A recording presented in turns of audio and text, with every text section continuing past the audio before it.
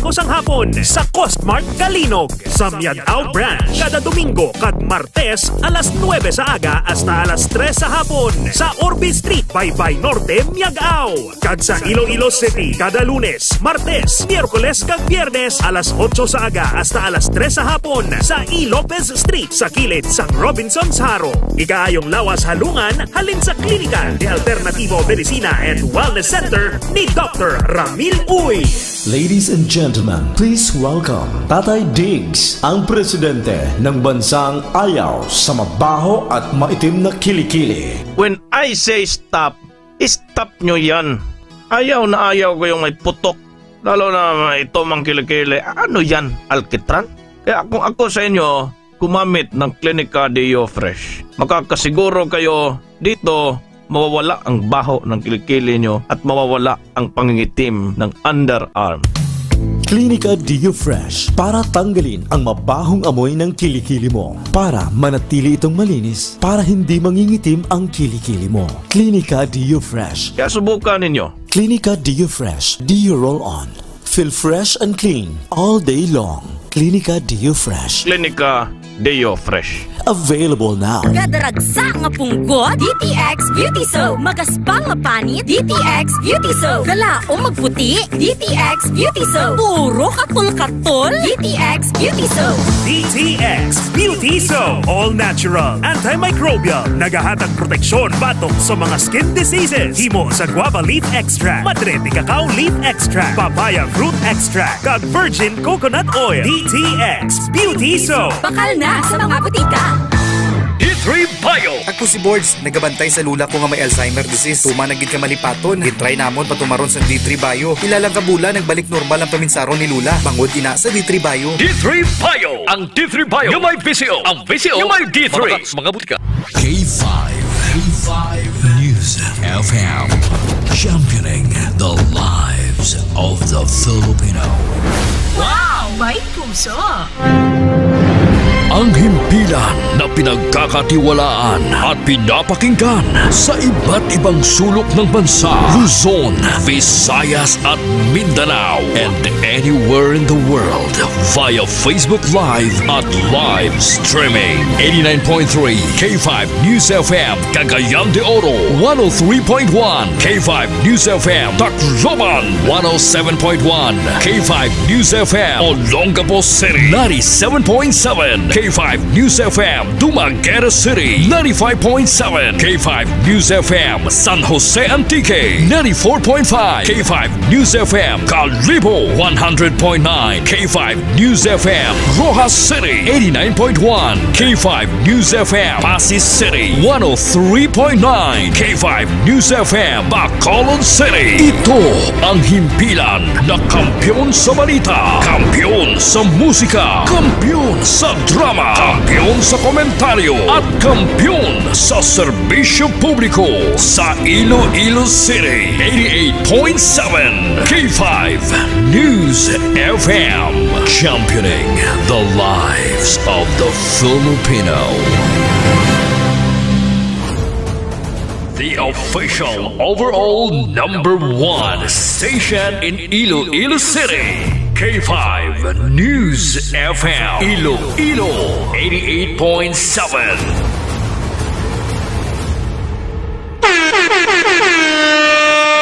Oras sa Pilipinas, oras sa K5 News FM, Iloilo Philippine Standard Time, alas 6:00 punto. Ining oras sa dolo sa isang Klinika Detox Coffee Mix. Nakakapi ka na, nakadetox ka pa.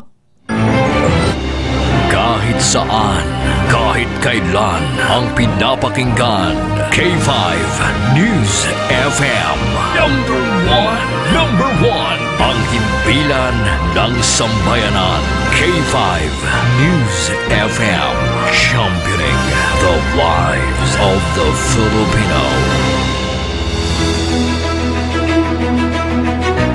Mga ka-K5, taus-puso po kaming nagpapasalamat sa inyong walang sawang suporta at patuloy na pagtangkilik sa aming mga programa sa 88.7 K5 News FM Iloilo. Kayo ang aming lakas at inspirasyon sa bawat balita at impormasyon na aming inihahatid. Kailanman ay hindi kami magsasawa at mapapagod dahil nakakataba ng puso na kayo ay aming mapagsilbihan. Ito ang nag-iisang kampiyon sa balita, kampiyon sa drama, kampiyon sa musika, kampiyon sa komentaryo, at kampiyon sa serbisyo publiko. K5 News FM, championing the lives of the Filipino. Kampiyon sa balita, kampiyon sa drama, kampiyon sa musika, kampiyon sa komentaryo, kampiyon sa serbisyo publiko. Bandera noon, K5 News FM na ngayon. Ito ang kampiyon nga istasyon, K5 News FM, championing the lives of the Filipino.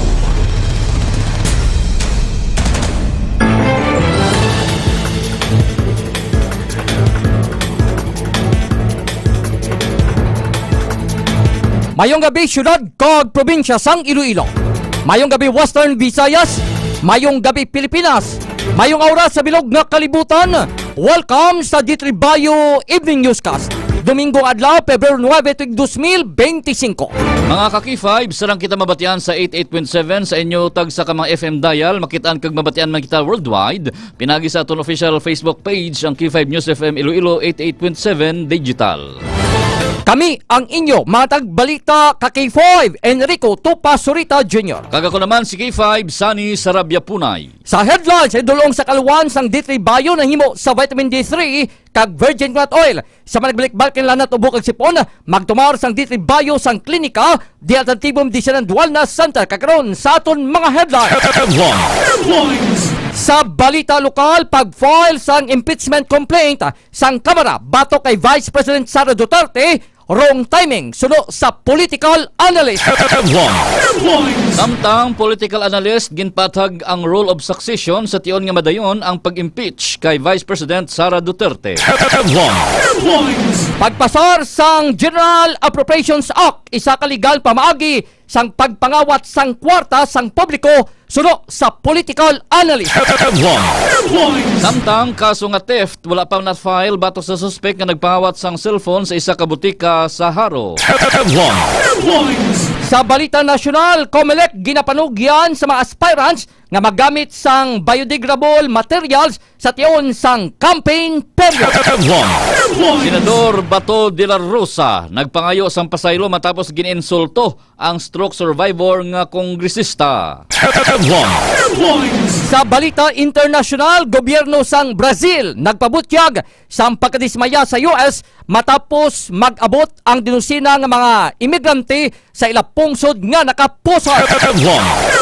At balita sa sports, Anthony Davis nakapagkit sang double-double performance sa iya bag-o nga team. Sa balita entertainment, Jake Ejercito nagpagwa sang pahayag angot sa iya anay post nga ginaangot sa isyu sa tunga nanday Andy Aguinman kag Felmar Alipayo. Alas 5 na batian ang ato sa mga headlines karon sa mga detalye na sa ato mga balita. Una kita sa balita lokal. Balitang lokal. Ang mga balita lokal nga inyo mabatian na dulo sa isang klinika Ditex 500 The Superior Antioxidant. Makabig nga wrong timing ang file sang impeachment complaint sang Kamara batok kay Vice President Sara Duterte sang Pebrero 5 isa kadlaw antes ang recess sang Senado. Sa interview sang K5 News FM Iloilo kay Ramon Beleno III, isa ka political analyst kag faculty member sang Western Institute of Technology o CONWIT, iya gipahayag nga sala sang ang timing sang ila pag-file kag mahimo nangingin cover up ini kasunod sang pag-issue sang Korte Suprema sang order na tuwi sa issue sang General Appropriations Act sang Pebrero 4. Suno pa kay Bilono tungod nga nag-recess ng Senado, magatambay gid lamang sa Senado tubtob sa Unyo 2 ang mga articles of impeachment in pasa sang House of Representatives. Dugang pa niya hindi man mahambal sa Hunyo 2, gilayon ipatigayon ang trial kag mayara pa ini sa mga masunod nga hearing nga mahimo maglapaw na sa Hunyo 30 sa diin ang katunga sa mga senador ang magabag-o depende sa mga resulta sang 2025 midterm elections. Samtang sa kaangot nga balita, ginpatag ni Ramon Velino III, isa ka political analyst nga kung sino man ang sarang makabulos kay Vice President Sara Duterte sa tion nga madayon ang impeachment sini batok sa iya. Sa interview sang Q5 News FM Iloilo kay Velino, iya ginpahayag nga mahimo makapili ang presidente halin sa mga miyembro sang House of Representatives o kung Senado. Dugang pa niya nga sa iya analysis, manami na ang posisyon ni House Speaker Martin Romualdez sa Kamara, ilabi na nga oyatan sini ang House of Representatives kag may otoridad pag-abot sa budget kung sa diin dako ang posibilidad nga hindi siya ang iga-appoint.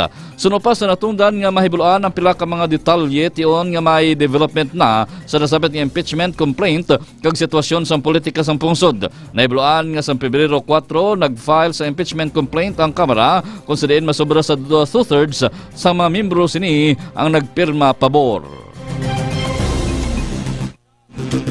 Sa piyak nga bahin, isa kaligal nga pamaagi sang pagpangawat ang pagpasar sang General Appropriations Act para sa 2025 nga budget sang pungsod bangod mayra sang dokumento. Suno kay Ramon Velino III, ang political analyst kag faculty member sang Western Institute of Technology sa bicameral report, klaro mayra sang blanco sa dokumento pero wala gimpirmahan sang presidente.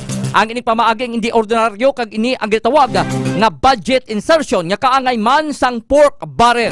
Payag pa silang ginimo sa natungdan, finalize nila ang budget ko sa diin. Nag-insert lang sila sa numero agud makasulod ang budget nga luyag nila. Nagaduda naman si Velino nga pag-submit sang dokumento sa presidente diri na lang sila magapasulod sang amount kag ang balor sang kwarta wala nag-agi sa pag-deliberate sa Kongreso kag kun inim naman ang na-deliberate wala kung tani isang blanco. Ang nasambit katikang ang kaangay sa may isak individual nga ginatagan sang checking nga permado nga wala sang numero ka nagdepende sa kung anong kantidad ang ibutang. Sa iban pa naton nga balita lokal, wala na hingagaw pasaka ang kaso nga theft batok sa suspect nga nagpangawat sang cellphone sang cashier sa isa ka pharmacy sa distrito sang Haro alas 12 sang kagahon sang Pebrero 7. Madumduman nga ginkilala ang suspect nga si Roberto Estrella Salon, 50 anyos kag pumuluyo sang barangay Hitchanova, La Paz. Sa interview sang Q5 News FM Iloilo kay Police Captain Himel Acuesta, officer in charge sang Iloilo City Police Station 9, ginpahig sini nga nakompleto na kuntani ang investigasyon sa tanan nga dokumento agud nga ma-file ang kaso apang wala mag-kooperar ang biktima. Sunod sa iya nga nagpauli ang biktima samtang naghinulat naman ang ila security guard agud maghatag sang kuntani sang kooperasyon apang wala nagbalik ang cashier nga biktima kag hindi na ini makontak sang kapulisan. Dugang pa niya Acuesta nga kon wala na sang pending warrant of arrest si Salon sa Iloilo City Police Station 2, dako ang posibilidad nga makagwa ini sa presuhan apang ginhingagaw nga ma-issue ang warrant batok sa suspect rason nga nakahulong ini sa gihapon sa karsel sa nasamit man nga police station. Nagahingyo naman si Acuesta sa talatapan sang pharmacy nga magkooperar sa ila bagod nga manugon ang pagpanikasog sang kapulisan sa pagdakop sa suspect kag ang ila investigasyon. Naibulaan nga ang suspect ang makapila ka beses na nga na-involve sa pagpangawat ilabi na sang cellphone sa naglain-lain nga mga establishmento sa syudad sang Iloilo. Alas 6, Jel, sa duga pagdaton nga balita lokal, 4 katawo ang sunod-sunod nga nagklamatay bangod sang balatian nga dengue sa probinsya sang Iloilo sa tilakdan nga bulan sang Enero tuig 2025. Ini ang ginkonfirmar ni Doktora Maria Sucor Quinyon, ang head sang Iloilo Provincial Health Office. Sunod sa doktor ang 4 ka konfirmado nga dengue deaths ang gikan sa 3 ka mga banwa sa probinsya. Lakip sa mga nagkalamatay amo ang 67 anyos sa babayi gikan sa barangay Kawayan, Pututan nga napatay sa Enero 18 tuig 2025. 6 katuig nga lalaki gikan sa barangay Igang, Pututan, Iloilo nga napatay sa Enero 26 tuig 2025. Kag 71 anyos nga lalaki gikan sa barangay Kabilao, Pequeño nga napatay sa Enero 25 tuig 2025. Kag ang 11 ka bulan nga bata nga lalaki gikan sa Sambaludan, Uton nga napatay sa Enero 30 tuig 2025. Dugang pa sa natungdan ang 4 ka biktima. Ang una nga nagpakita sang sintomas sang dengue antes nga nagklamatay. Naibloan nga base sa data sang opisina, yara na sa kabukusan nga 385 ang kaso sang dengue sa may probinsya nga ginakaalarma na bangod sang gulpi sini nga pagtimbuok.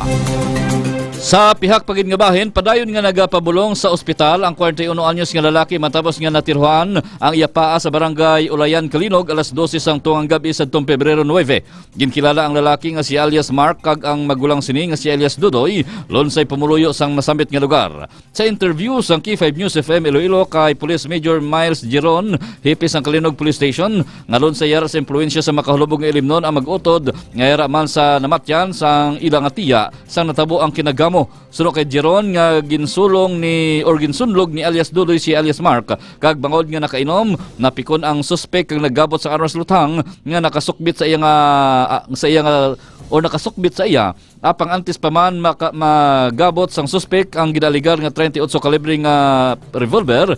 Aksidente sini nga napitik ang gatilyo rason nga naigo ang iya nga nawala nga paa. Dugang pa ni Jeron nga wala man sang may ginawayan o kundaan nga hiligudanon ang nasabit ka mag-utod. Samtang wala naman may na-record or may na-recover nga bala sa lugar kag mismo ang pusel ang gintunaan sang or ang ginatunan pa sang Kalinog Police Station sa pagpasaka sang kaso nga pagbayular sa Comelec Ganban bato kay alias Mark.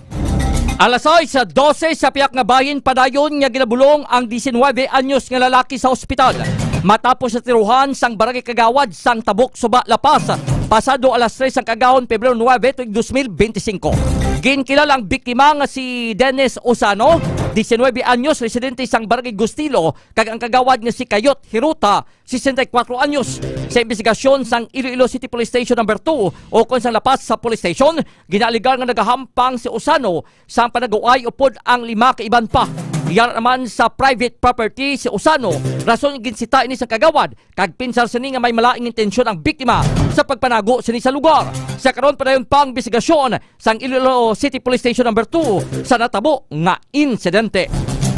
Sa katapusan nga balita lokal, nagapanguna sa karon ang Congressional District Sports Association o CDSA 5 sa elementary level sa medal tally sa Iloilo School Sports Complex Meet o kuna Iloilo School Sports Council Meet 2025 sa as of 11 AM subong adlaw. Angot diri, ang nasamit nga Congressional District ang may 8 ka bulawan nga medalya, 3 ka silver kag 2 ka bronze.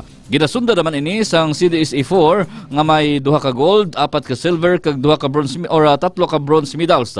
Naibulaan nga nagsugod ang nasamit nga hinampang sang Pebrero 7 kag magatakop naman sa Pebrero 11. Alas 6:14 nabation ang detalye sang ato sing balita lokal. Kag sa sematinon aton iga-check ang pinakakulang nga sitwasyon sa palibot sang syudad sang Iloilo upod kay K5 Aaron Rifollo. K5 News FM Kampiyon Report. Kasi 5 Enrico, maayong gabi, karon diri kita sa may Molo Plaza. Sa di makita natin ang sitwasyon na kadamo-damo diri sa mga kauturan naton. Nagasimba, and then nagalagaw, kupod sira nga mga pinalangga. Kaya di siyempre sa buong ti Domingo nga adlaw, ti on siya nga magpasalamat sa grasya nga nabato naton gikan sa mahal nga makaako kay K5 Enrico. So karon nagalibot-libot kita buning area nga gin nakatuan nato gilibutan ta dito sa Alwa sa Bilog nga Plaza diri sa Iloilo City. Amo ning plaza o nasakpan sang distrito sa Molo. Ang madamo gila ka kay 5 Enrico nagakumasyar.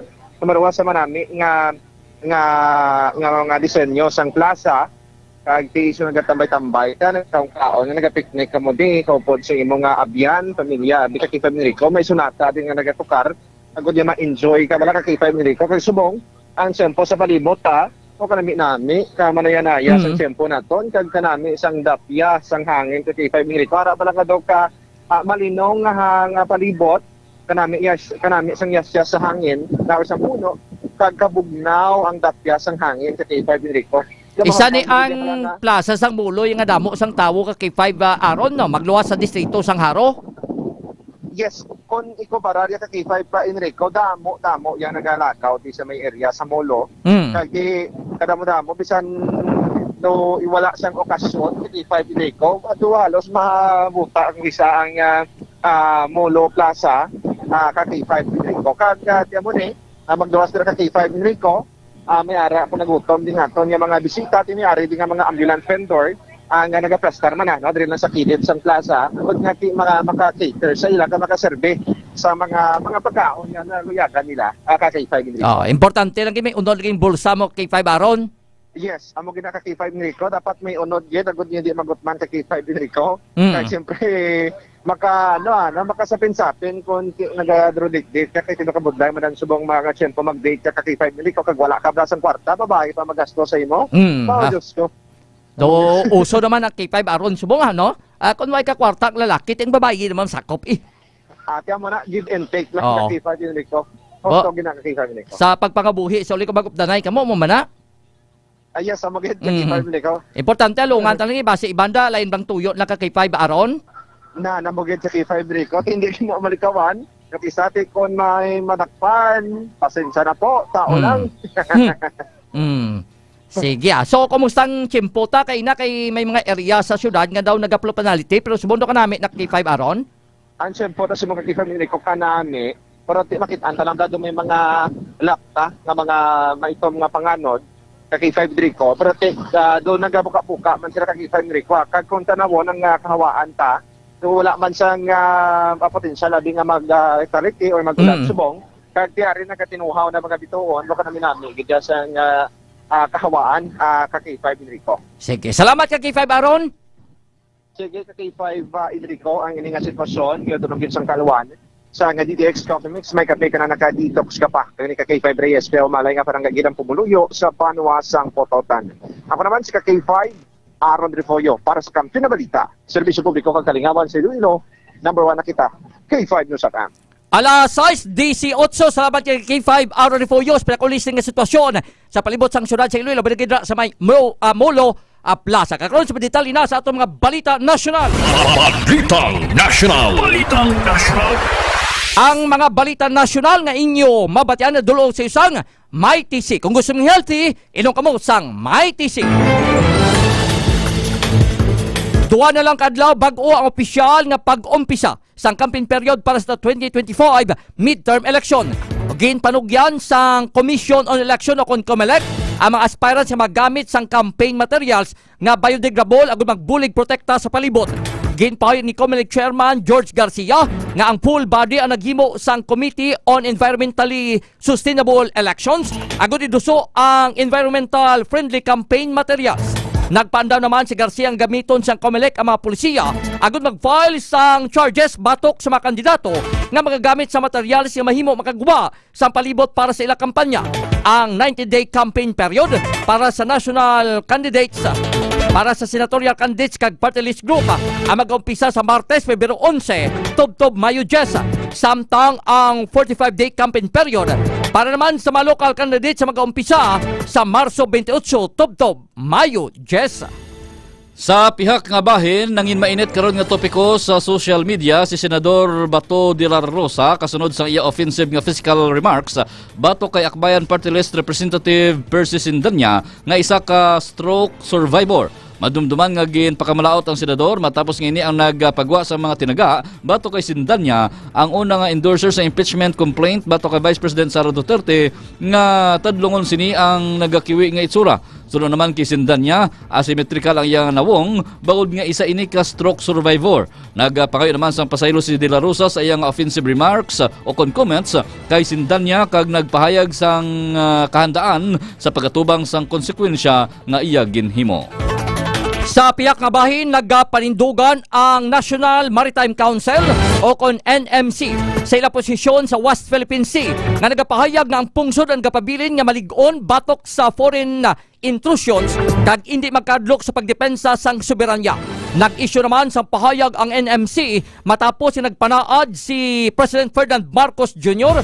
nga magapadayon sa pagdepensa sa ang gobyerno sa ilang kamatarong sa Philippines Exclusive Economic Zone sa tunga sa pagpamahog sang China Coast Guard nga monster ship. Matandaan isang Biyernes yung pahayag sa Philippine Coast Guard nga ang Chinese Coast Guard Dash 5901 o kung mas kilala nga monster ship ang nagbalik sa baybayon malapit sa Baho di Masinloc. Sa iban pa nga balita national, gindeport sa Bureau of Immigration ang 57 ka mga foreign nationals nga kalakip sa 450 ka mga individual nga ginaresto sa nakaligid nga bulan kasunod sa pagpasirado sang gobyerno sa Philippine Offshore Gaming Operators o Konpugos. Sa 57 ka mga deportees, 46 ang Chinese national samtang ang nabili naman ang nagikan sa Malaysia, Myanmar kag Vietnam. Sa pahayag sang BI, ang mga deportees ang ginpapauli sa ilatag sa kamapungsod sa naglain-lain nga flight sang Ninoy Aquino International Airport humalin sa Enero 31 tubtob sa Pebrero 5. Nagsumpa naman ang BI nga ila padayunon ang mass deportation effort sa buligman sang law enforcement agencies. Alas 6:21 na batian maditali sang balita nasyonal. Kagaron sa ilo nato maditali sa balita international. Balita International.